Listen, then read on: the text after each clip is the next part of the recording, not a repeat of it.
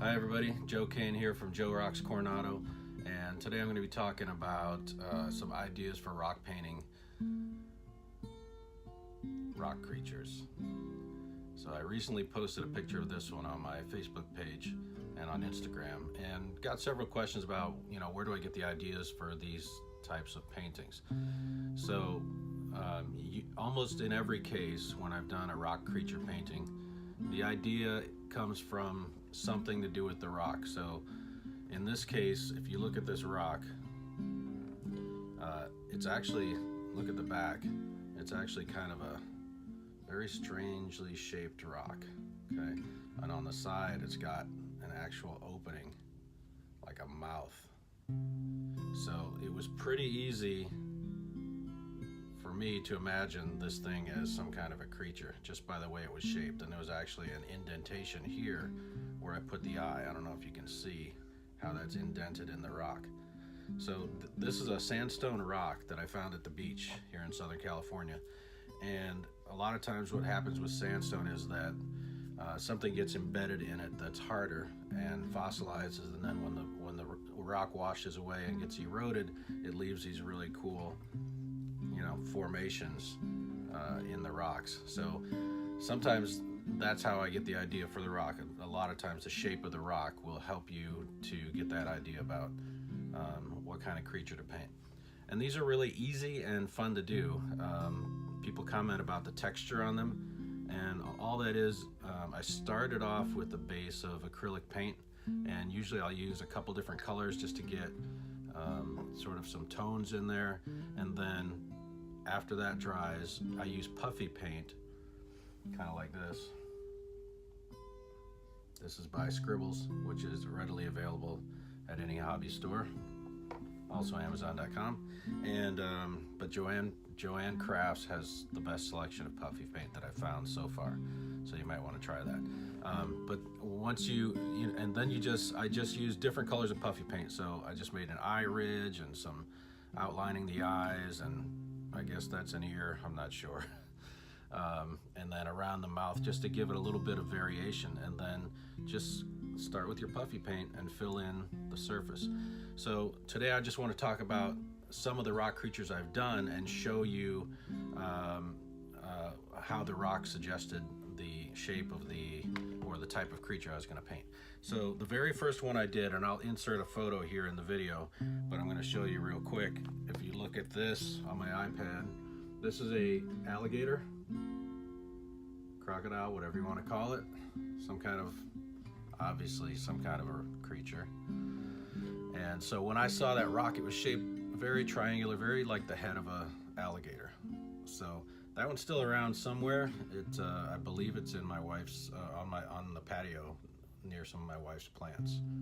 So anyway, so that was the alligator, and I'll insert a photo over that so you can see it a little bit better.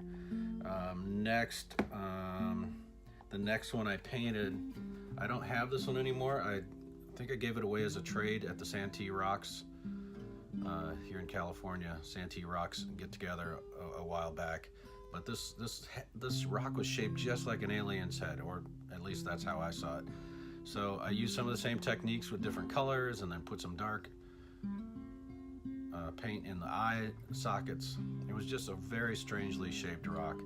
And so that's that. And again, I'll insert a picture over so you can see it a little bit better. And then after that, let me switch to a live view of my work area here, and I'll show you this really cool rock creature. So this was the rock I found first in this case, and has a very strange hollowed out section here on the bottom, and then it was just a very smooth top. So it's basically a broken rock. And so I painted this face on it, same type of technique where you put the base coat of green, and then using puffy paint made these ridges along the nose and around top of the skull here, and then the eyebrows. And I used a couple different colors of puffy paint here just to give it more dimension. Painted in the golden eyes and put a big thick drop of puffy paint here for the pupils, and it really makes the eyes look three-dimensional. This guy's been around a while, so he's actually showing a little bit of age on his on his paint, but then also added in the teeth with a little bit of red underneath, just to give it that, you know, very voracious, hungry looking rock creature kind of look. And when I first made him, I had him sitting there, and my son told me, hey, that he looks like he should have something in his mouth. So almost a year went by, and I found this rock shaped kind of like what I thought was a fish head, with sort of a broken edge on this part. So I painted this fish head just to give my rock creature something to have in his mouth. So that's how that works. He's kind of cute. And then after that, let's see, I had this guy. Again, kind of a, I know the eye isn't right for the actual animal. If this was an alligator, it would have a different type of pupil in its eye, more reptilian looking. But it's close, I mean, I often just take some poetic license, artistic license with some of these creatures. Real easy to do. In this case, I painted a lighter green at the bottom, darker green at the top, just to give it that dimension. You might be able to see that. And then, of course, painted in the mouth and everything else, and then put the puffy paint over the top to give it that nice texture. Now this one isn't a 3D one, it's just nothing on the back, but it's fun when you can find the 3D ones, like this one was, where you can just paint the whole thing. And I didn't mention, but I also took a really fine-tipped paint pen and drew in the scales on this one too, to give it a different type of texture than just using puffy paint. So there's different things you can do. It just depends on the final look that you're going for. Next, and again, I'll have to find the picture and insert it into the video. But this is a red rock creature, and I'll try to put a couple of views up here for you to see. But this was actually, when I posted this one on Facebook, was the post that has, I believe, the most comments, or it did at that time anyway. And this was about maybe a year ago, I think I posted this one. And it had, the most comments ever. A lot of people like these creatures because you can use them, kids love them, and kids can try to paint them pretty easily.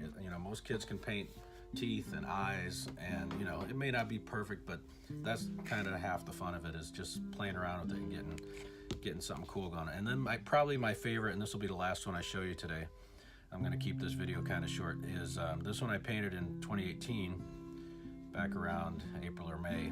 And I saw this rock when I was out walking one day, just a plain, kind of an oddly shaped rock. But the thing that struck me about it was it had an indentation here and an indentation here. And it also had a chip right here in the center where, the nose goes, and kind of a depression.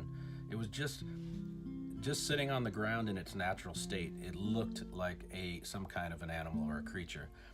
So I kind of went with this bug-eyed look, just because of the way the holes were placed on it.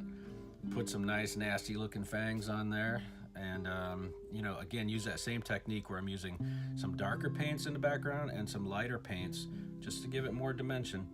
And then adding in the puffy paint, again using a couple different colors to make it look like it's got that reptilian kind of skin, or scaly kind of skin. And then also I put a little ridge here going up the top there. So that is my collection of rock creatures. I hope you enjoyed. Hope this gave you some ideas about things you can do with rock painting. Again, these are real easy to do, so have fun, and let me know if you have any questions. Thanks for watching.